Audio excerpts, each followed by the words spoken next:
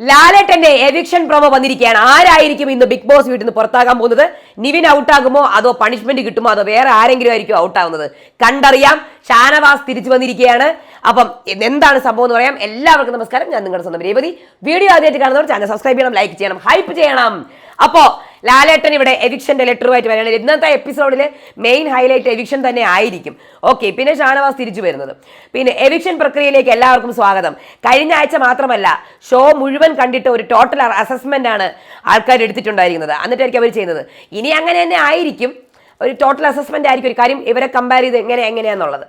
പക്ഷേ മറ്റേ cross voting വന്നിട്ട് ഒരു കാര്യമില്ല. വന്നു കഴിഞ്ഞാൽ പിന്നെ രക്ഷയില്ല. ആരെ സേവ് ചെയ്യണം? എനിക്ക് അനുവിനെയും നൂറെ സേവ് ചെയ്യണം. രണ്ടൊന്നും പറ്റില്ല. ഒരാളുടെ പേര് പറ. അനീഷ് ആരെ? നൂറെ.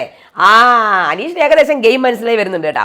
സാബുമാൻ ആരെ പറയും? ഇത് ഭയങ്കര ടഫാണല്ലോ ലാലേട്ടാ എന്ന് ചോദിക്കുന്നുണ്ട്. പുള്ളിക്കാരൻ എപ്പോഴും ഇങ്ങനെ പറയുള്ളൂ, പെട്ടെന്ന് ഉത്തരം പറയില്ല. നിവിൻ എന്ന് പറഞ്ഞ് ഇങ്ങനെ നിൽക്കുന്നുണ്ട്.